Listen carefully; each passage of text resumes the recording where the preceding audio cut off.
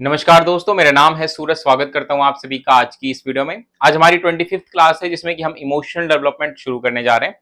और इस वीडियो में हम बेसिकली समझेंगे कि इमोशनल होते क्या हैं, क्या बेसिक मीनिंग होता है इमोशंस का, और कैसे जो थ्रू आउट डिफरेंट स्टेजेस होते हैं डेवलपमेंट के, फ्रॉम इन्फेंसी टू अडोलोसेंस, कैसे हम इमोशनल डेवलपमेंट या इमोशनल चेंजेस हम बच्चों में देखते हैं। इस पर आज हम डिटेल में बात करेंगे और नेक्स्ट वीडियो में मैं आपको इमोशनल डेवलपमेंट की जितनी भी थ्योरीज हैं वो करवाऊंगा। तो इन दो वीडियोस में इमोशनल डेवलपमेंट कंप्लीट हो जाएगा और उसके बाद इसी के साथ हम डेवलपमेंट भी कंप्लीट कर चुके होंगे, फिर हम लर्निंग शुरू करेंगे। तो चलिए आज की वीडियो शुरू करते हैं। और आगे बढ़ने से पहले इस वीडियो को लाइक शेयर करिए, चैनल को सब्सक्राइब कर दीजिएगा। तो बात करते हैं सबसे पहले इमोशन की, कि भाई इमोशंस होते क्या हैं। ठीक है, देखिए इमोशन एक लैटिन वर्ड इमोवोर से निकल के बना है। ठीक है, इमोवोर्स, जिसका बेसिक मतलब होता है टू एक्साइट। एक्साइट मतलब किसी को उत्तेजित करना। ठीक है, टू एक्साइट। तो ये बेसिक मीनिंग है, मतलब आप कह लीजिए कि ये शाब्दिक अर्थ है जो ये वर्ड है इमोशंस की। इमोवर्स यानी कि टू एक्साइट करना। इट मींस कि इमोशंस एक ऐसी आप कह लीजिए हमारे अंदर चीज है जो कि हमें एक्साइट करती है किसी चीज के लिए, या किसी काम को उत्तेजित करने के लिए उत्तेजित करती है, हमें किसी व्यवहार को दिखाने के लिए करने के लिए उत्तेजित करती है। अब ये कैसा भी हो सकता है, पॉजिटिव भी हो सकता है, नेगेटिव भी हो सकता है, वो एक डिफरेंट इशू है। जब हम टाइप्स ऑफ इमोशंस देखेंगे तो वहां हम समझेंगे, बट इमोशंस का बेसिक मतलब तो यही है, टू एक्साइट, कि हमें उत्तेजित करे किसी भी काम को करने के लिए। ठीक है, और आप यूं समझिए कि इमोशंस होना एक तरीके से हमारे जीवन में रंगों की तरह है। हमारे जीवन को अगर कोई रंगीन बनाते हैं तो वो इमोशंस होते हैं, और वो भी कई तरह के इमोशंस होते हैं। कभी हम दुखी होते हैं, कभी हम खुश होते हैं, कभी हम नाराज होते हैं, कभी हमें किसी से जेलस भी हो जाता है, कभी हम किसी चीज के लिए प्राउड फील करते हैं। ठीक है, तो डिफरेंट इमोशंस होते हैं, और ये डिफरेंट इमोशंस हमारी लाइफ में एक तरीके से कलर्स का काम करते हैं। कि जैसे अलग अलग कलर्स होते हैं ना हमारे आसपास, ऐसे ही हमारे जीवन में अलग अलग जो रंग होते हैं ये इमोशंस होते हैं। और आप कह लीजिए कि इस दुनिया में जितने भी व्यक्ति हैं उन सब में इमोशंस होते हैं। इवन अदर एनिमल्स में भी हमें इमोशंस देखने को मिलते हैं, लेकिन अगर आप बात करें ह्यूमंस की, तो ह्यूमंस में थोड़े से ज्यादा इमोशंस होते हैं और कॉम्प्लेक्स भी होते हैं। ठीक है, तो ये बेसिक मतलब होता है इमोशंस का, एंड आई होप कि आप समझ गए होंगे। अब इमोशंस को लेकर के सबसे महत्वपूर्ण सवाल ये होता है कि आखिर ये इमोशंस कैसे आते हैं हमारे अंदर। ठीक है, ये सबसे बहुत ही महत्वपूर्ण सवाल है, और उसको लेकर के कई लोगों ने अपने विचार रखे। जैसे वॉटसन ये कहते हैं कि भाई बच्चों में तीन इमोशंस जन्म से ही होते हैं। सबसे पहला आप कह लीजिए तो फियर, एंगर एंड लव। ये तीन इमोशन कहते हैं वॉटसन की बच्चों में जन्म से ही होते हैं, फियर, एंगर एंड लव। इसके अलावा अगर आप देखें मैकडूगल, ठीक है, मैकडूगल क्या कहते हैं कि भाई बच्चों में 14 बेसिक इंस्टिंक्ट्स होते हैं, इंस्टिंक्ट्स। ठीक है, और ये जितने भी इंस्टिंक्ट्स हैं, ये बच्चे हर एक इंस्टिंक्ट एक इमोशंस के लिए रिस्पॉन्सिबल होता है। ठीक है, यानी कि अगर किसी बच्चे में फियर का इमोशन है तो उसके पीछे एक एक्सटिंक्ट काम कर रहा है। और इसी प्रकार से उन्होंने 14 इंपॉर्टेंट इंस्टिंक्ट को आइडेंटिफाई किया और कहा कि 14 जो इंस्टिंक्ट होते हैं ये जन्मजात होते हैं बच्चों में। ठीक है, बाय बर्थ होते हैं, और इन इंस्टिंक्ट्स की वजह से बच्चे में हमें इमोशंस देखने को मिलता है। तो ये कुछ विचार दिए गए थे शुरुआत में कि भाई इमोशंस आखिर आते कहाँ हैं हमारे अंदर से। लेकिन जब हम इनकी थ्योरीज पढ़ रहे हैं तब हमें अच्छे समझ में आएगा कि आखिर इमोशंस क्या होते हैं और कैसे काम करते हैं। ठीक है, अब हम थोड़ा सा आगे बढ़ते हैं।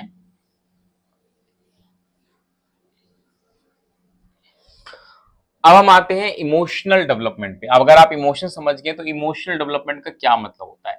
तो इमोशन डेवलपमेंट का मतलब होता है कि एक बच्चे में या एक व्यक्ति में इन इमोशंस का ठीक से डेवलप होना। और जब हम बात करते हैं इमोशंस के डेवलप होने की, तो यहाँ पे सिर्फ डेवलप होना इंपॉर्टेंट नहीं होता, उनको कंट्रोल करना भी महत्वपूर्ण भूमिका निभाता है। ठीक है, उनको कंट्रोल करना। ठीक है, क्योंकि देखिए इमोशंस का बेसिक मीनिंग हमने देखा टू एक्साइट। आपके अंदर कैसा भी इमोशन होगा आप एक्साइटेड हो जाएंगे, बट अगर आपने ठीक से अपने इमोशंस को कंट्रोल नहीं किया तो ये आपके लिए भी घातक हो सकता है और समाज के लिए भी हो सकता है। तो जब हम इमोशनल डेवलपमेंट की बात करते हैं तो सिर्फ इमोशंस हमारे अंदर आना ये काफी नहीं है, क्योंकि अगर आप देखें तो कई लोगों ने कहा है कि इमोशन तो भाई जन्मजात होते हैं, इसके लिए आपको कुछ अलग से एफर्ट भी नहीं करना, ये सभी के अंदर होते हैं। बट जो सबसे महत्वपूर्ण भूमिका हमें निभानी होती है एक व्यक्ति के लिए, सबसे महत्व होता है कि अपने इमोशंस को कंट्रोल करना, बिकॉज इमोशंस आपको एक्साइट कर देंगे और ये इस प्रकार से करते हैं कि ये कई बार घातक होता है। अगर मान के चलिए एक व्यक्ति इसके अंदर बहुत ज्यादा एंगर है, एंगर एक इमोशन है जो सभी में आता है, हम में भी आता है, हम सब में एंगर आप देखेंगे होता है। तो ये एक ऐसा इमोशन है जो हमें उत्तेजित करता है, और अगर आपने उसको ठीक से कंट्रोल नहीं किया तो आप गुस्से में क्या कर लेंगे किसी को नहीं पता। हो सकता है आप अपने आप को नुकसान पहुंचा दे, या हो सकता है आप दूसरे वाले व्यक्ति को नुकसान पहुंचा दे। आप देखें अधिकतर लड़ाइयां जो हमें अपने आसपास देखने को मिलती हैं, उसका सबसे मेन और रूट कॉज जो होता है वो एंगर होता है, क्योंकि जैसे ही आपको एंगर इमोशन आया, आपका दिमाग काम करना बंद कर देगा। इवन कोई भी इमोशन हो, उसकी खास बात ये होती है कि आपका दिमाग काम करना ही बंद कर देता है। कोई भी इमोशन हो, चाहे वो एंगर हो, चाहे वो लव हो, चाहे वो जेलसी हो, किसी भी तरह का इमोशन अगर आपके अंदर आएगा, आपका दिमाग तुरंत काम करना बंद कर देगा। तो ऐसे में जरूरी है कि इन इमोशंस को कंट्रोल किया जा सके, और अगर आप इमोशंस को कंट्रोल कर पाते हैं तो आप अपने दिमाग को भी ठीक से चला पाएंगे, क्योंकि ज्यादा इमोशन होने का मतलब आपका दिमाग कम चलेगा, इंटेलिजेंस घट जाएगी। और अगर आपने इमोशंस को कंट्रोल कर लिया तो आपका इंटेलिजेंस बना रहेगा। ठीक है, तो इसीलिए सिर्फ इमोशंस होना काफी नहीं है, उनको कंट्रोल करना भी बहुत जरूरी है। ठीक है, उनको सोशली एक्सेप्टेड बिहेवियर में एक्सप्रेस करना आना चाहिए। ठीक है, सोशली एक्सेप्टेड बिहेवियर में एक्सप्रेस करना आना चाहिए। यह भी इमोशनल डेवलपमेंट का एक हिस्सा है कि अगर आपके अंदर मान के चलिए गुस्सा भी है, किसी चीज को लेकर के गुस्सा है, तब भी उस गुस्से को आप कैसे दिखाते हैं, ये बहुत महत्वपूर्ण भूमिका निभाता है। कई लोग अगर किसी से गुस्सा होते हैं तो गुस्से गुस्से में वो इस प्रकार के शब्दों का इस्तेमाल कर देते हैं जो कि समाज में बिल्कुल भी एक्सेप्टेबल नहीं होता। वहीं कुछ लोग जब गुस्से में होते हैं तो वो सामने वाले व्यक्ति को कुछ नहीं कहेंगे, बस हो सकता है उनसे नाराज हो जाए, उनको इग्नोर करना शुरू कर दे। ये भी एक तरीका है अपने एंगर को एक्सप्रेस करने का। तो यहाँ पे दो डिफरेंट सिचुएशन है, सेम इमोशन है बट एक्सप्रेशन का तरीका अलग है। दूसरे केस में जहां पे आप इग्नोर करते हैं किसी व्यक्ति को, तो ऐसे में क्या होता है कि सामने वाले व्यक्ति को ये रियलाइज होता है कि हाँ भाई कुछ तो बात है जो ये मुझे इग्नोर कर रहा है, इग्नोर कर रही है, और हो सकता है फिर वो आपसे आकर के पूछे। तो उस टाइम पर आप बता देंगे कि भाई इस बात से मेरी आपकी नाराजगी है, या मैं गुस्सा हूं आपको इस बात को लेकर के। तो वो भी एक तरीका हो सकता है अपने एंगर को एक्सप्रेस। कुछ तो होते हैं कि भाई इतना ज्यादा गुस्सा होते हैं कि सामने वाले को मारना पीटना शुरू कर देते हैं, ये भी उनका एक तरीका है, लेकिन क्या ये सोशली एक्सेप्टेड है? नहीं। तो जब हम बात करते हैं इमोशनल डेवलपमेंट की, तो इन इमोशंस को कंट्रोल करना, सोशली एक्सेप्टेड बिहेवियर के थ्रू एक्सप्रेस करना, उनको रेगुलेट करना।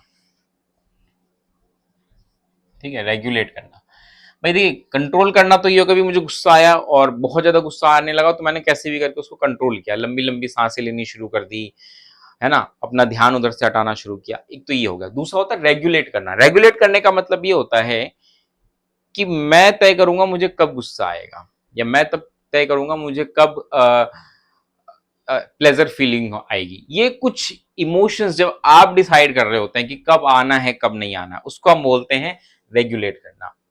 तो जब हम इमोशनल डेवलपमेंट की बात करते हैं तो ये सारा कुछ अगर किसी व्यक्ति में आ जाता है, इट मीन्स कि इमोशनल डेवलपमेंट उसका ठीक ठाक है। तो देखिए, शुरुआत में आप बच्चे से उम्मीद कर सकते हैं क्या ये सारा कुछ वो कर पाएगा? खासकर बहुत छोटे बच्चों से बिल्कुल उम्मीद नहीं कर सकते। खासकर ऐसे बच्चे जो कि 2 साल तक के होते हैं, बिल्कुल उम्मीद नहीं कर सकते। अर्ली जो डेवलपमेंटल स्टेज होती है, अर्ली चाइल्डहुड स्टेज होती है 2 से 7 साल की, वहां पे बच्चे आप देखेंगे कि अपने इमोशंस को दिखाते हैं बट वो कंट्रोल और रेगुलेट नहीं कर पाते। इवन सोशली एक्सेप्टेड बिहेवियर भी उनका नहीं होता, बट धीरे धीरे उनको सिखाया जाता है कि क्या सही तरीका है अपने इमोशंस को एक्सप्रेस करने का। फिर जब बच्चे लेटर चाइल्डहुड एज में आते हैं 7 साल के बाद, फिर वो धीरे धीरे अपने इमोशंस को ठीक से एक्सप्रेस करना सीखते हैं। एडोलेसेंस एज में भी आप देखेंगे कि बच्चे इमोशंस को काफी हद तक एक्सप्रेस करना सीख जाते हैं, बट प्रॉब्लम ये होती है हार्मोनल चेंजेस की वजह से ये इमोशंस इतनी इंटेंसिटी के साथ आते हैं कि फिर से वो उसी क्राइसिस से गुजरते हैं। लेकिन यहाँ पे फ़र्क ये होता है कि बच्चे को समझ में आता है कि मैं गलत कर रहा हूँ, मतलब मेरे अंदर जो इमोशन आया, मैं गलत कर रहा हूँ कुछ, ये सही तरीका नहीं है, उसको गिल्ट फ़ील आता है एट द सेम टाइम। ये छोटे बच्चों को नहीं आता, ये एडोलेसेंस एज में आता है। तो आप देखेंगे कि ये जो इमोशनल डेवलपमेंट वाला प्रोसेस है, ये काफ़ी मतलब कह लीजिए एडोलेसेंस एज तक चलता रहता है। इवन कई लोग तो अडल्टहुड तक भी लेके जाते हैं, कई लोग बुढ़ापे तक भी अपने इमोशंस को ठीक से कंट्रोल नहीं कर पाते। तो ये एक ऐसा प्रोसेस है, लाइफ लॉन्ग प्रोसेस है। लेकिन हाँ, कुछ लोग इसमें जल्दी महारत हासिल कर लेते हैं, कुछ को समय लग जाता है। ठीक है? तो अगर आप एक जैसे कि हम बात जब इंटेलिजेंस पढ़ते हैं तो उसमें एक कंसेप्ट आता है आईक्यू का, ऐसे ही इसमें एक कंसेप्ट आता है ईक्यू का, इमोशनल कोशेंट। तो ये इमोशनल कोशेंट पे डिपेंड करता है कि आपका इमोशनल कोशेंट कितना है, ईक्यू कितना है। ईक्यू जितना अच्छा होगा, आप उतना अच्छा इस पे कंट्रोल करेंगे और कि आप बेहतर इंसान बन सकते हैं। तो ये सारा कुछ है emotional development and I hope कि आप बेसिक मीनिंग तो समझ गए होंगे कि भाई इमोशनल डेवलपमेंट की जब हम बात करते हैं तो उसका क्या अर्थ होता है। चलिए तो बहुत सारे इमोशंस होते हैं, जरा हम देख लें कौन कौन से इमोशंस होते हैं। जैसे मैंने यहाँ पे 3 इमोशंस तो लिख ही दिए थे, फियर, एंगर,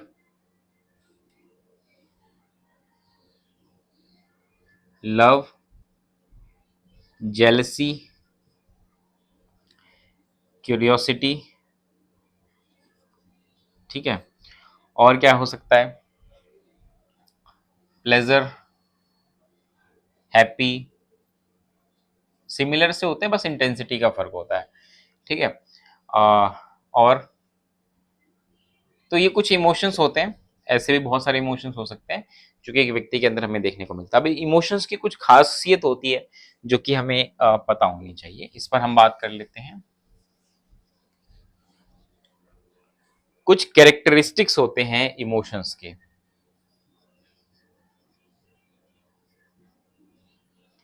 क्या क्या कैरेक्टरिस्टिक्स हैं, एक एक करके बात कर लेते हैं। सबसे पहली चीज, जब हम बात करते हैं इमोशंस की, तो ध्यान रखिएगा ये यूनिवर्सल नेचर में होता है।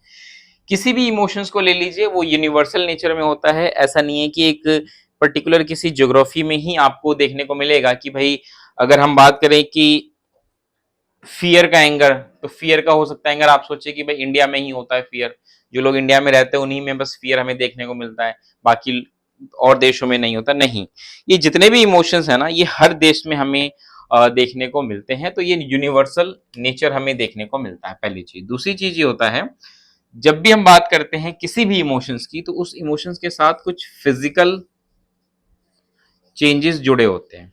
ठीक है? फिजिकल चेंजेस, जैसे ही कोई गुस्सा होगा उसके फिजिकल बिहेवियर से भी समझ में आ जाएगा कि यार ये गुस्से में है। चेहरे का एक्सप्रेशन, कोई डर होगा, फियर, लव, कि कोई से अभी इमोशंस हो, फिजिकल चेंजेस हमें देखने को मिलता है। अगर कोई किसी से डरता है, मान के चलिए सामने आप जा रहे हैं, अचानक से एक सांड आ जाए, ठीक है, और उसको देख करके आप डरेंगे, सीधी सी बात है, फियर का इमोशन होगा। तो बट कुछ फिजिकल चेंजेस भी होंगे, जैसे कि आपकी हार्ट बीट बढ़ जाएगी, स्वेटिंग, पसीना आना शुरू हो जाएगा, घबराहट। ठीक है? हो सकता है कि आपके हाथ भी कांपने लग जाए। तो ये फिजिकल चेंजेस हमें देखने को मिलते हैं लगभग सभी इमोशंस के साथ। ठीक है? नेक्स्ट, जैसे कि मैंने अभी डिस्कस भी किया था, इट स्टॉप्स थिंकिंग प्रोसेस। कोई भी इमोशन होगा, ये आपकी थिंकिंग कैपेसिटी पे अफेक्ट करेगा। ठीक है? इसलिए आप चाहते हैं कि आपका दिमाग सही से चले, तो बहुत जरूरी है कि अपने इमोशंस को कंट्रोल करना आप सीख पाए। नहीं आता तो कोई नहीं, धीरे धीरे सीखिए। ये एक प्रोसेस होता है जो कोई भी व्यक्ति अचीव कर सकता है। ठीक है? हर एक इंसान में हर इमोशंस होते हैं, गुस्सा, प्यार, दुख, खुशी, गम, ये सबके जीवन में है। बट इंपॉर्टेंट चीज ये है कि कौन इसको कंट्रोल कर पा रहा है, और ये सभी के लिए बहुत महत्व रखता है। अगर आप इस पे एक बार कमान लगा लें, एक महारत हासिल कर लें, तो आप यकीन मानिए आपका जीवन बहुत ही बेहतरीन हो जाएगा। खैर, किसी भी खास सिचुएशन में हो सकता है कि कोई व्यक्ति जो गुस्सा ना हो, कभी कभी ज्यादा गुस्सा हो जाता है, क्योंकि कभी कभी सिचुएशन पे डिपेंड करता है कि उसकी इंटेंसिटी कितनी होगी। तो अगर कोई गुस्सा होता है, तो सबसे खास बात ये होती है उसका आईक्यू, दिमाग ही काम नहीं करता।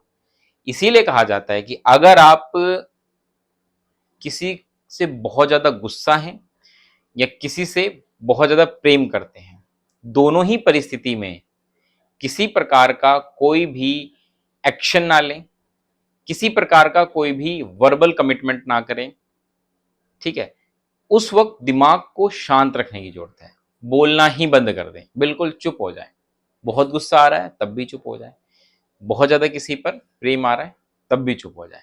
बिकॉज दोनों ही कंडीशन में आप जो व्यवहार करेंगे वो आपको भी नहीं पता होगा, ठीक है? हो सकता है कि आप किसी से बहुत ज्यादा प्रेम करें और प्रेम प्रेम में आप ऐसा कमिटमेंट कर दें कि कल को आपको लगे कि यार मैंने कुछ ज्यादा ही कर दिया, या गुस्से में अगर आप किसी के साथ ऐसा व्यवहार कर दें तो आपको बाद में अफसोस हो कि यार मुझे ऐसा नहीं करना चाहिए था, बिकॉज उस वक्त हमारा दिमाग नहीं चलता है।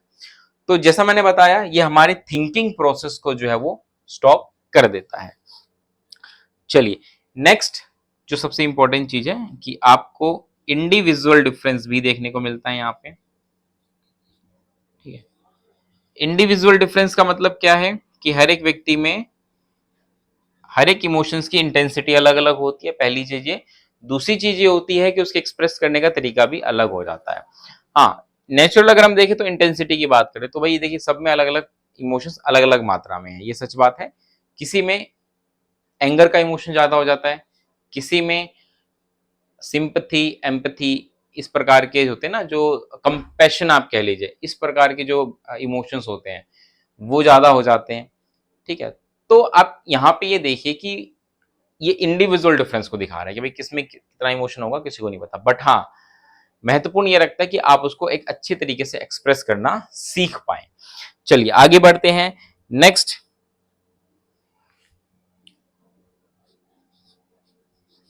इमोशन का एक नेचर होता है इंस्टेबिलिटी। कोई भी इमोशन होता है वो लंबे समय तक किसी व्यक्ति के दिमाग पे या हावी ज्यादा समय तक नहीं रहता।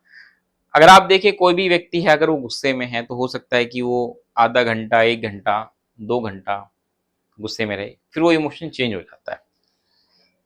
इसी प्रकार से अगर कोई किसी से डर रहा है तो वो ज्यादा देर तक नहीं रहता। मतलब इमोशन की आप कह लीजिए इंटेंसिटी या ज्यादा समय तक नहीं रहती, या वो ज्यादा देर तक नहीं रहता, चेंज होते रहते हैं। मूड स्विंग्स भी आप कह लीजिए कि भाई किसी का मूड अभी अच्छा था, अचानक से मूड बिगड़ गया, तो ये मूड स्विंग्स हो जाता है। तो बच्चों में तो बहुत ज्यादा होता है, जैसे जैसे हम बड़े होते हैं ये कम होने लगता है ना। जैसे कि अगर आप देखिए, जो छोटे बच्चे होते हैं वो तो हर 10 मिनट पे उनका इमोशन ही चेंज होता रहता है। एकदम से रोते रोते चुप हो जाएंगे, है ना? किसी ने टॉफी खिला दी, कुछ दे दिया, गिफ्ट दे दिया, चीज खिला दिया, भाई मिलते ही बस चुप हो गए। तो अभी रो रहे थे, अभी चुप हो गए। फिर दूसरी चीज देख के जिद करने लगी, नहीं मिली, फिर रोने लग गए। तो ये दिखाता है कि इनस्टेबिलिटी होती है इमोशंस की, कि एक इमोशन, कोई भी इमोशन लंबे समय तक नहीं रहता, उसकी इंटेंसिटी होती है, और इनस्टेबिलिटी भी है कि अभी है कल नहीं होगा, परसों नहीं होगा, थोड़ी देर बाद नहीं हुआ, लेकिन इसका मतलब ये नहीं कि कभी नहीं होगा, फिर आएगा लौट करके। तो इंस्टेबिलिटी बनी रहती है, ठीक है? लेकिन बड़े लोगों में ये जो फ्रीक्वेंसी है ये कम हो जाती है ना? अगर मैं किसी से गुस्सा हूं तो उसकी ड्यूरेशन ज्यादा होगी, 2 दिन, 3 दिन, 1 महीना, कई लोग साल भर भी हो जाते हैं, बट वो चेंज हो जाता है, हमेशा नहीं रहता। एक टाइम के बाद फिर आप भी सोचते हैं कि छोड़ो, जाने दो। जैसे जैसे आप मेच्योरिटी की तरफ बढ़ेंगे आप समझेंगे कि ये जो चीजें होती हैं, इमोशंस जो होते हैं हमें, ये कैसे हमें रेगुलेट करते हैं। तो हमें इमोशंस के बहकावे में नहीं जाना है, बहना नहीं है इमोशंस में, हमें कंट्रोल करना है। तो जैसे आप कंट्रोल करने लगते हैं, ये जो इंस्टेबिलिटी होती है ये कम होनी शुरू हो जाती है, ठीक है? तो समझ गए होंगे। चलिए आगे बढ़ते हैं। नेक्स्ट इंपॉर्टेंट पॉइंट जो हमें ध्यान रखना है कि भाई हमारे बिहेवियर में ना कई बार ये ट्रांसफर होता हुआ भी दिखता है। इमोशंस इमोशंस ट्रांसफर भी होते हैं। जैसे कि अगर मान के चलिए, बॉस में ऑफिस में बॉस ने किसी को डांट दिया, तो बॉस गुस्से में था, उसने डांटा, एंगर इमोशन किस में ट्रांसफर हो गया? उस एम्प्लॉय में। अब वो एम्प्लॉय घर आता है, वही गुस्सा वो अपने बच्चों पर, अपनी पत्नी पे दिखा उतार देता है, तो ये ट्रांसफर हो रहा है इमोशंस, ठीक है? तो ये कुछ बेसिक कैरेक्टरिस्टिक्स होते हैं इमोशंस के, एंड आई होप कि आप समझ गए होंगे। चलिए अब हम आगे बढ़ते हैं, नेक्स्ट जो इम्पोर्टेंट चीज है उस पर हम बात कर लेते हैं।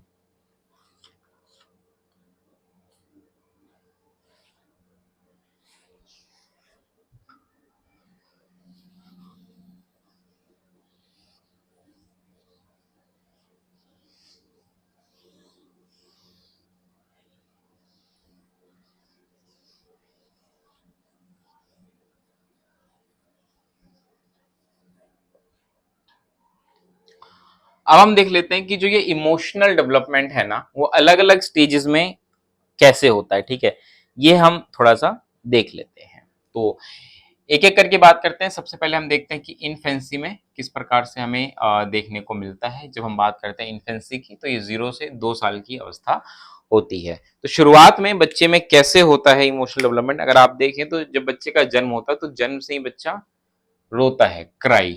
ठीक है, ये तो जन्म से ही हमें बच्चे में देखने को मिलता है। और अगर हम बात करें वॉटसन की, तो जैसा वॉटसन ने कहा था, जस्ट मैंने अभी आपको बताया कि ये कुछ इंपॉर्टेंट इनबॉर्न होते हैं, मतलब आप कह लीजिए कि लव, फियर, एंगर। ठीक है, ये 3 इमोशंस तो वॉटसन कहते हैं भाई कि जन्म से ही हमें देखने को मिलता है। तो क्राई तो हम देखते हैं कि भाई कोई भी चीज चाहिए बच्चा रोता है, रो करके ही बताता है। उसका बेसिक जो मीडियम होता है अपने इमोशंस को एक्सप्रेस करने का, वही एक ही मीडियम होता है, क्राई। और वो भी कब, जब बहुत ज्यादा नीड होती है। नीड का मतलब क्या हुआ कि बच्चे को भूख लगी है या किसी तरह के कोई अनकंफर्ट बच्चा फील कर रहा है, तो बच्चा रो करके ही उस चीज को बताता है। ठीक है, तो अगर आप देखें तो शुरुआत में ये कुछ इमोशंस होते हैं जो बच्चे पर हावी होते हैं। लेकिन अगर हम बात करें, ये जितने भी इमोशंस होते हैं ना, ध्यान रखिएगा, इनकी इंटेंसिटी बहुत ज्यादा हाई होती है। आप देखिए बच्चे रोते हैं तो बहुत ज्यादा रोते हैं। ठीक है, इनकी इंटेंसिटी बहुत ज्यादा होती है। लेकिन धीरे धीरे अगर आप देखेंगे ना, तो ये इसमें थोड़ा सा चेंज भी आता रहता है। इसके अलावा अगर आप देखें तो जैसे मैंने बताया था, इंस्टेबिलिटी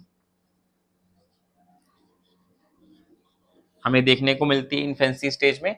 बहुत ज्यादा इंस्टेबिलिटी होती है अपने इमोशंस को लेकर के, थोड़ी थोड़ी देर पे रोएंगे, थोड़ी देर देर पे चुप हो जाएंगे। ये हमें यहाँ पर देखने को मिलता है। इसके अलावा अगर हम बात करें तो एक बहुत ही इंपॉर्टेंट साइकोलॉजिस्ट हुए ब्रिजेस। ठीक है, ये कहते हैं कि शुरू के जो 2 साल होते हैं ना, इसमें लगभग लगभग जितने भी बेसिक इमोशंस बच्चे के लिए जरूरी है वो डेवलप हो जाते हैं, ये कहना है। वहीं अगर हम बात करें एक और साइकोलॉजिस्ट हुए फ्रॉइड। फ्रॉइड कहते हैं कि इन्फेंसी स्टेज में एक इंपॉर्टेंट इमोशन जो कि डोमिनेंट होता है, वो हमें देखने को मिलता है, और वो होता है सेल्फ अप्रेजल। ठीक है, सेल्फ अप्रेजल मतलब ये कि खुद की ही तारीफ बच्चा करता है अपने आप ही। मतलब सेल्फ अप्रेजल कह लीजिए, सेल्फ लव कह लीजिए, वो हमें देखने को मिलता है यहाँ पे कि बच्चा अपने आप से ज्यादा प्रेम करता है। ये फ्रॉइड का कहना है। ठीक है, तो ये इंपॉर्टेंट माइलस्टोन कह लीजिए आप, जो हमें इन्फेंसी स्टेज में देखने को मिलते हैं। अब हम बढ़ते हैं आगे और देखते हैं कि चाइल्डहुड में हमें क्या क्या चेंजेस देखने को मिलते हैं।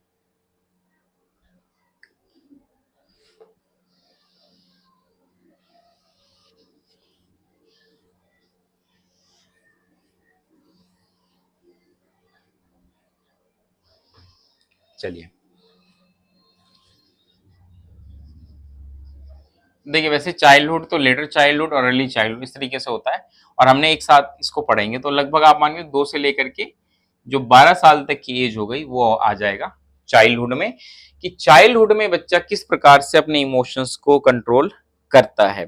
तो जैसा कि मैंने आपको शुरू में ही बता दिया था कि जब बच्चा चाइल्डहुड स्टेज में आता है, तो एक तो बच्चा अपने इमोशंस पे कंट्रोल करना सीखता है धीरे धीरे, है ना। कि अब गुस्सा है तो ठीक है, गुस्सा है, लेकिन कंट्रोल करेगा उस पर थोड़ा सा। उसको एक्सप्रेस करने का तरीका थोड़ा सा चेंज होगा। जो सोशली एक्सेप्टेड बिहेवियर होता है ना, उसके हिसाब से अपने इमोशंस को एक्सप्रेस करेगा।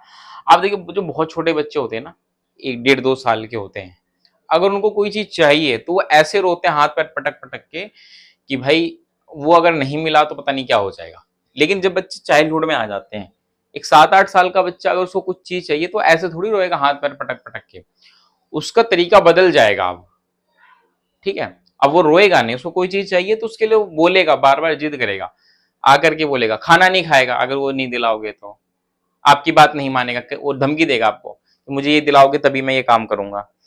तो अपने इमोशंस को एक्सप्रेस करने का जो तरीका है वो चेंज हो रहा है। सोशली एक्सेप्टेड जो बिहेवियर होता है, बच्चा यहाँ पे दिखाने लगता है।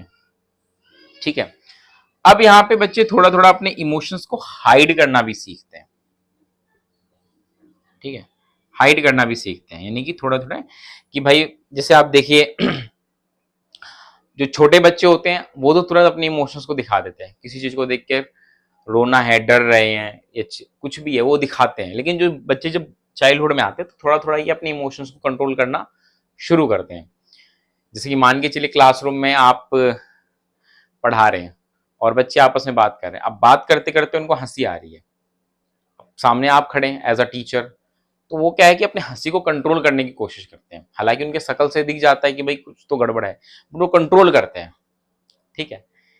कई तो ऐसे होते हैं जो कि झूठ बोलते हैं, और जब झूठ बोल रहे हैं इसका मतलब अपने इमोशंस को भी छिपा रहे हैं, डर का इमोशंस, फियर, क्योंकि जब कोई कुछ गलत करता है तो उसमें नेचुरल एक इमोशन आता है, वो होता है फियर का, बच्चों में भी आता है। किसी बच्चे ने कोई चोरी की मान के चलिए तो उसमें एक इमोशन आएगा फियर का। अब आप उसको बुलाएंगे कि भाई बताओ जल्दी किसने किया, तो वो अपने इमोशंस को छुपाने की कोशिश करेगा, वो दिखाने की कोशिश करेगा कि भाई मैंने कुछ नहीं किया। तो यहाँ पे बच्चा थोड़ा थोड़ा अपने इमोशंस को हाइड करना सीखता है, बजाय कि छोटे बच्चों की तरह ओपनली एक्सप्रेस कर रहा है, यहाँ पे थोड़ा सा बच्चा उसको हाइड करना सीखता है। इसके अलावा अगर आप देखें तो एक खास इमोशन जो कि सक्सेस एंड फेलर से जुड़ा हुआ है, ठीक है। एक छोटे बच्चे में जो कि इन्फेंसी स्टेज में होता है, उसको क्या पता सक्सेस क्या होता है, उसको क्या पता फेलियर क्या होता है, असफलता क्या होती है, उसको नहीं पता, तो उसको उससे कोई फर्क पड़ता भी नहीं है। लेकिन जो चाइल्डहुड स्टेज में होते हैं इन बच्चों में कंपटीशन वाली फीलिंग आ जाती है, ठीक है, बाकी बच्चों के साथ compete करना, और जब कंपटीशन वाली फीलिंग आती है तो जीतने की खुशी और हारने का दुख, ये जो इमोशंस होते हैं ना, ये भी हमें इन बच्चों में देखने को मिलते हैं। तो सक्सेस एंड फेलर इनसे जुड़े हुए इमोशन हमें देखने को मिलते हैं। इसके अलावा अगर आप देखें तो इन बच्चों में ग्रुप इमोशंस भी हमें देखने को मिलते हैं, ग्रुप इमोशंस कह लीजिए या सोशल इमोशंस हम कह सकते हैं, ठीक है। ग्रुप इमोशन सोशल क्यों होता है ऐसा, क्योंकि देखिए जो चाइल्डहुड वाली एज होती है ना, ये आप कह लीजिए कि गैंग स्टेज इसको कहा जाता है, खासकर जो 7 से 12 साल की एज होती है इसको गैंग स्टेज कहा जाता है, बिकॉज बच्चे यहाँ पे एक्टिव मेंबर बन जाते हैं किसी ना किसी गैंग का, अपने क्लासरूम में गैंग बनाएंगे और उसके एक्टिव मेंबर बनेंगे। और ऐसा जब वो करते हैं तो उनके लिए ग्रुप इमोशंस भी आता है कि मान के चले 5 बच्चों का ग्रुप बना है और उसमें से किसी भी एक बच्चे को किसी दूसरे ग्रुप के बच्चे ने कुछ बोल दिया, मार दिया, कुछ कर दिया, तो पूरा ग्रुप जो होता है ना उस बच्चे के प्रति एंगर दिखाता है, जेलसी दिखाएगा, ठीक है। तो ये ग्रुप इमोशन यहाँ पे काम कर रहा होता है, तो ये हमें एक चाइल्डहुड में खास रूप से देखने को मिलता है।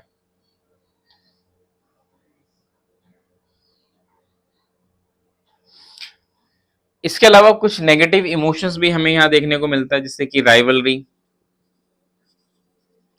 एनवी, ये कुछ नेगेटिव इमोशंस हैं, ठीक है। ये हमें डेवलप होता हुआ नजर आता है इस स्टेज में, बिकॉज ऑफ ग्रुप इमोशंस उसी का पार्ट होते हैं कि राइवलरी हो गया, एनवी हो गया, इस प्रकार के नेगेटिव इमोशंस भी हमें यहाँ पे देखने को मिलते हैं। और जैसे कि मैंने बताया कि इनको अभी थोड़ा सा सोशली एक्सेप्टेड बिहेवियर दिखाते हैं, अपने इमोशंस को एक्सप्रेस करने का तरीका इनका थोड़ा सा अच्छा हो जाता है, बेटर हो जाता है। किसी को कोई चीज चाहिए तो थोड़ा सा पेशेंस भी रखेंगे, ऐसा नहीं कि तुरंत ही करना। तो ये कुछ खास बात होती है चाइल्डहुड स्टेज में इमोशनल डेवलपमेंट से जुड़ी हुई। अब हम आगे बढ़ते हैं, नेक्स्ट इज एडोलेसेंस।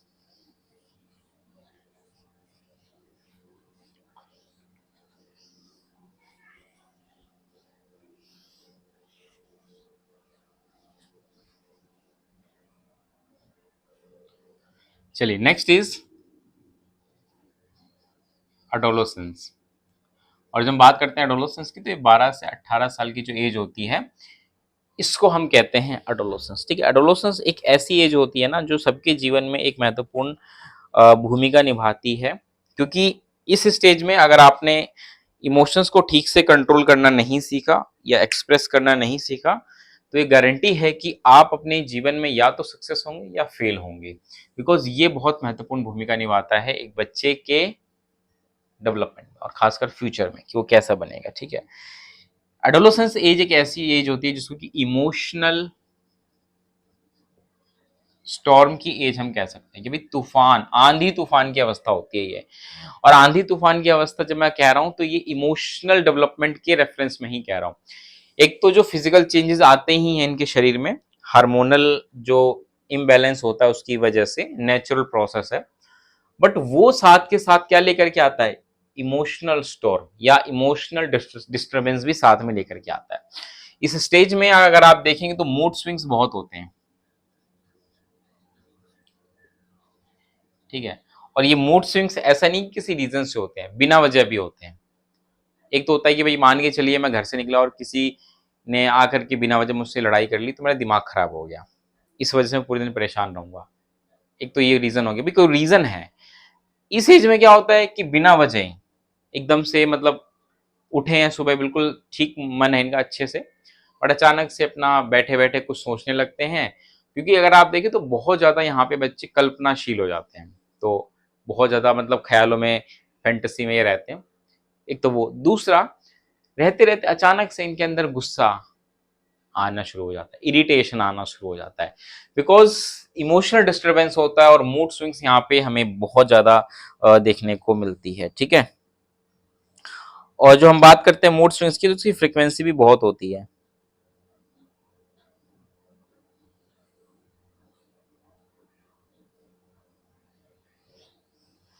इसके अलावा अगर आप देखें तो इंटेंसिटी जो होती है इमोशंस की वो हाई भी रहती है, और हाई होते होते लो भी हो जाती है ना। यानी कि इनके अगर हम बात करें इमोशंस का ग्राफ कुछ ऐसा हो जाता है, ऐसा, ठीक है।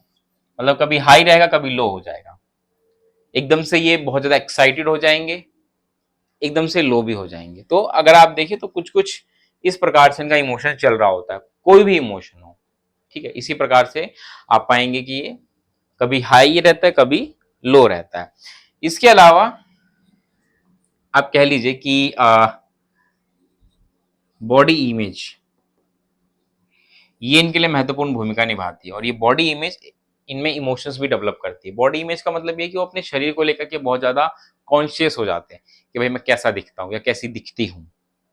लड़के हैं तो चाहेंगे भाई फिजिकली एकदम स्ट्रांग दिखे, मसल्स रहे उनके, बॉडी अच्छी दिखे, लंबे टॉल, ठीक है, ऐसे दिखना चाहेंगे वो।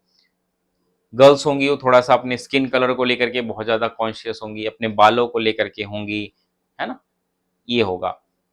तो ये जो होता है ना बॉडी इमेज, ये इन स्टेज में बहुत ज्यादा देखने को मिलता है। तो इसीलिए अगर आप देखेंगे तो ये जो बच्चे होते हैं अक्सर आपको, ये छोटे छोटे नए नए बच्चे जिम जाते हुए दिखेंगे। लड़कियां मेकअप पे ज़्यादा ध्यान देना शुरू कर देंगी, अपने कपड़ों पे ध्यान देना शुरू कर देंगी, बिकॉज बॉडी इमेज बहुत महत्व इनके लिए रखता है। और ये फिर इनके अंदर इमोशंस भी डेवलप करता है। अगर कोई अच्छा लंबा टॉल है तो पॉजिटिव इमोशंस रहेगा, नहीं है तो उसके अंदर इन्फीरियोरिटी, नेगेटिव इमोशंस आप देखेंगे कि देखने को मिलता है इस एज में बच्चों में, ठीक है। इसके अलावा अगर आप देखें तो बहुत तरह का इनको स्ट्रेस भी फेस करना पड़ता है इस एज में। एडोलेसेंस एज में इनको बहुत तरह का स्ट्रेस भी फील करना पड़ता है। उसके पीछे कई रीजंस हैं, ठीक है। सबसे पहला रीजन अगर हम देखें तो ये जो एज होती है ना, ये बच्चों के लिए एक करियर वाली एज होती है। तो करियर का लोड रहता है इनके ऊपर, एग्जामिनेशन का बहुत ज्यादा लोड रहता है इनके ऊपर, ठीक है। ये हो गया, खुद से तो ये स्ट्रगल कर ही रहे होते हैं, जैसे मैंने बताया इमोशनल स्टॉर्म, मूड स्विंग्स कर ही रहे होते हैं। तो अक्सर आप देखेंगे बच्चे स्ट्रेस में बहुत रहते हैं। और स्ट्रेस में जैसे ही ये जाते हैं एक खतरा पैदा होता है, वो होता है नशे का। ये बच्चे जैसे ही स्ट्रेस में जाते हैं तो स्ट्रेस को कंट्रोल करना, उनको एक्सप्रेस करना इनको सिखाया नहीं जाता, तो ऐसे बच्चों में खतरा हो जाता है नशे की तरफ जाने का बहुत ज्यादा। तो इसीलिए मैंने बताया ना कि ये जो एज होती है ना, ये ऐसी एज होती है अगर आपने अपने इमोशंस को ठीक से कंट्रोल किया तो फ्यूचर में आप अच्छे सक्सेसफुल रहेंगे, अगर नहीं किया तो आप नेगेटिव भी चले जाएंगे, ठीक है। तो ये हो जाता है। इसके अलावा अगर आप देखें तो इस एज में हमें बच्चों में कुछ इम्पोर्टेंट स्किल्स भी होती हुई दिखाई देती हैं, जैसे कि कॉपिंग विद इमोशंस की। कई होते हैं कि अपने इमोशंस को कंट्रोल करना सीख जाते हैं। ऐसा नहीं कि हमेशा नेगेटिव ही रहता है, ये सीख भी जाते हैं। जिनका ईक्यू बहुत तेज होता है ना, वो अपने इमोशंस को कंट्रोल करना भी सीख जाते हैं। ठीक है? तो ये जो एज होती है, ट्रांजिशनल एज होती है बच्चों के लिए, कि इस एज में बच्चे बच्चे नहीं रहते, ना ये बड़े होते हैं। ये एक प्रोसेस होता है बच्चे से बड़े बनने में, का एक प्रोसेस होता है। यानी कि बच्चे ये है नहीं, बड़े ये है नहीं, ये ट्रांजिशनल पीरियड में है कि अब ये बच्चे से बड़े बनेंगे, तो थोड़ा-सा इनके लिए प्रॉब्लमैटिक ये एज रहती है, ठीक है? तो ये हो गया सब कुछ एडोलेसेंस में क्या कुछ महत्वपूर्ण चीज़ें हैं, ये हमने डिस्कस कर ली हैं। अब थोड़ा-सा अगर आप देखें तो इमोशंस को लेके कुछ फैक्टर्स भी होते हैं जो हमारे इमोशनल डेवलपमेंट को अफेक्ट करते हैं। उस पर हम थोड़ा-सा जल्दी से नज़र देख लेते हैं कि भी क्या है।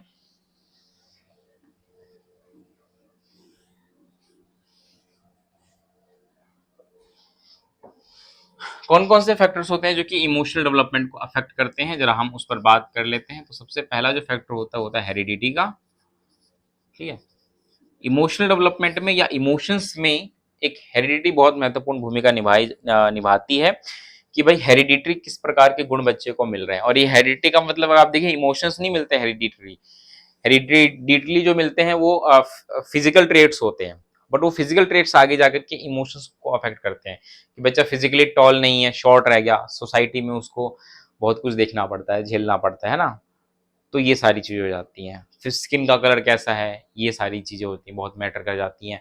तो अगर आप देखिए हमारी सोसाइटी इससे बायस्ड होती है, तो ये उस प्रकार से बिहेव करती भी है और ये बच्चे फिर इमोशनली भी उस तरीके से स्ट्रगल कर रहे होते हैं।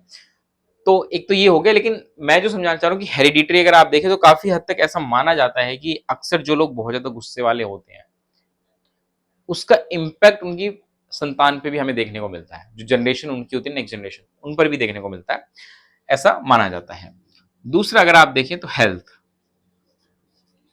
भाई किसी का हेल्थ अच्छा नहीं है, अक्सर बीमार रहता है, तो सीधी-सी बात है, अगर कोई बहुत बीमार रहता है तो इरिटेशन आना एक नेचुरल सा प्रोसेस है। वहीं अगर कोई फिज़िकली ठीक है, सब कुछ बढ़िया है, तो अगर आप देखें तो वो हेल्दी भी रहता है और इससे उसका इमोशनल डेवलपमेंट भी अच्छा होता है। इसके अलावा अगर आप देखें तो इंटेलिजेंस, तो जैसा मैंने आपको बताया कि अगर आप बहुत इंटेलिजेंट हैं, इंटेलिजेंट का मतलब यहाँ पे मैं इमोशनल इंटेलिजेंट की बात कर रहा हूँ, ध्यान रखिएगा। तो अगर जो लोग अच्छे से इमोशनल इंटेलिजेंट हैं या वैसे भी नॉर्मली भी अगर वो इंटेलिजेंट है तो वो अपने इमोशंस को कंट्रोल करना अच्छे से जानते हैं, लेकिन जो जो जिनका आईक्यू बहुत कम है या ईक्यू बहुत कम है, उनको प्रॉब्लम फेस करनी पड़ती है कि भाई कैसे इमोशन कंट्रोल करें। अगला, फैमिली, बच्चे के ऊपर फैमिली का बहुत इंपैक्ट पड़ता है, खासकर जब बच्चा एडोलेसेंस एज में होता है तो फैमिली बहुत इंपॉर्टेंट होती है। फैमिली बच्चे को कितना स्पेस दे रही है अपने इमोशंस को एक्सप्रेस करने के लिए, ये बहुत मायने रखता है, खासकर एडोलेसेंस एज में। अगर बच्चे के परिवार में कोई ऐसा सदस्य है जिससे बच्चा अच्छे से घुल मिल करके बात करता है, अपने इमोशंस को रख पाता है, तो यकीन मानिए कि उस बच्चे के लिए उससे बढ़िया परिवार कोई नहीं है। वो ऐसा परिवार है जो अपने बच्चे को प्रायोरिटी पर रखता है, बिकॉज बच्चा वहाँ पे स्पेस मिल रहा है बच्चे को अपने आप को एक्सप्रेस करने का। बट अगर ऐसा फैमिली है जो बच्चे को मतलब बच्चा कुछ भी कहना चाहता है, कुछ भी करना चाहता है, फैमिली उसको दबा देती है, सप्रेस करती है, उसके इमोशंस को ठीक से एक्सप्रेस नहीं करने देती, तो वो फैमिली उसके लिए उसको नरक जैसी लगती है कि भाई मैं कहाँ फंसा हुआ हूँ, कैसे मैं यहाँ से बाहर निकलूँ। तो फैमिली का इन्वायरमेंट जो होता है ये एक बहुत महत्वपूर्ण भूमिका निभाता है हमारे इमोशनल डेवलपमेंट पे। नेक्स्ट इज हमारा जो सोशल और इकोनॉमिक बैकग्राउंड होता है, ये भी बहुत महत्वपूर्ण भूमिका निभाता है हमारे इमोशनल डेवलपमेंट में, कि अगर कोई ऐसी सोसाइटी से आ रहा है जहाँ पे आप कह लीजिए कि उनको ज़्यादा स्पेस नहीं मिलता, आगे बढ़ने नहीं दिया जाता, या सोशली वो डिप्राइव्ड हैं, रिसोर्सेज की कमी है, एक्सेस नहीं है वहाँ तक, तो अक्सर ये लोग गरीबी से जूझ रहे होते हैं। और अगर आप देखिए जब ऐसा होता है तो फिर वो स्ट्रगल करते हुए मिलेंगे आपको पूरी लाइफ। इकोनॉमिक कंडीशन में भी ये होता है कि अगर आप इकोनॉमिकली अच्छे नहीं हैं, आप बहुत गरीब हैं, तो अगर आप देखें तो स्ट्रगल करना पड़ेगा पूरी लाइफ। लेकिन आप अच्छा खासा कमाते हैं, आपकी सैलरी अच्छी है, आपका अपना बिज़नेस है, सब कुछ सेट है, तो ऐसे लोगों में इमोशनल डेवलपमेंट बहुत बढ़िया होता है। लेकिन जो इससे गुज़रते हैं, वो बहुत ज़्यादा स्ट्रेसफुल होते हैं। लेकिन देखिए, एक चीज़ मैं आपको बताना चाहूँगा कि अगर आप एक जीवन में हम कहते हैं ना कि अच्छी पर्सनैलिटी की जब हम बात करते हैं, तो वो हमें किससे मिलता है? वो हमें स्ट्रगल से मिलता है। ठीक है? स्ट्रगल आप में कुछ इमोशनल डिस्टर्बेंस क्रिएट ज़रूर करती है, बट ये बात भी है कि इसी की वजह से आप जीवन में एक बेहतर इंसान बन पाते हैं। जिनके पास सब कुछ होता है, सारी सुविधाएँ होती हैं, उनमें अक्सर इस प्रकार की कमी आप देखेंगे कि होती है, लेकिन वहीं जो अच्छे से मतलब आप कह लीजिए कि सामाजिक परिस्थितियों से जूझ रहे होते हैं, अपनी पारिवारिक परिस्थितियों से जूझ रहे होते हैं और उससे जूझ के सक्सेसफुली निकलते हैं, वो एक बेहतर इंसान बन पाते हैं अपने जीवन में। ये हम देखें तो बहुत सारे एग्ज़ाम्पल्स हमारे आस-पास इस तरीके के देखने को मिलते हैं, ठीक है? तो ये था पूरा चैप्टर इमोशनल डेवलपमेंट से जुड़ा हुआ एंड आई होप कि आपको समझ भी आ गया होगा कि भाई इमोशंस क्या होता है और कैसे बच्चों में ये इमोशंस जो हैं वो डेवलप होते हैं। अब हम मिलेंगे नेक्स्ट वीडियो में जहाँ पे हम थ्योरीज डिस्कस कर रहे होंगे इमोशनल डेवलपमेंट से जुड़ी हुई।